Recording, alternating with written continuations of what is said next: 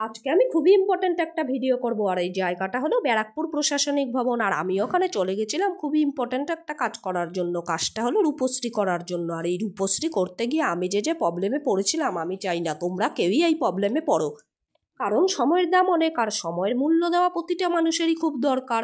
আর এই কাজটা করতে গিয়ে যথাযথভাবে পারফেক্টলি কী কী কাগজ লাগে আমাকে কেউই বলতে পারেনি। সেই জন্য তোমরা যদি জানতে চাও অবশ্যই কমেন্ট করে জানিও, আমি পারফেক্টভাবে কী কী কাগজ লাগে তোমাদেরকে সেটা জানিয়ে দেবো।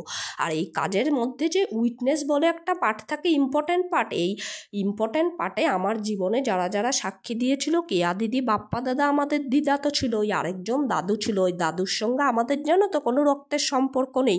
ওই দাদুটার বয়স 84। এটা আমার জীবনের একটা স্মৃতি হিসাবে থেকে যাক। শম্ভু দাস এই কাগজটা, সেই জন্য আমি এই ভিডিওটাই শেয়ার করে রাখলাম। আর সেদিন আমার ভাত কিচ্ছু খাওয়া পড়েনি, তাই সেই জন্য এই বিস্কুট দুটোই খেয়ে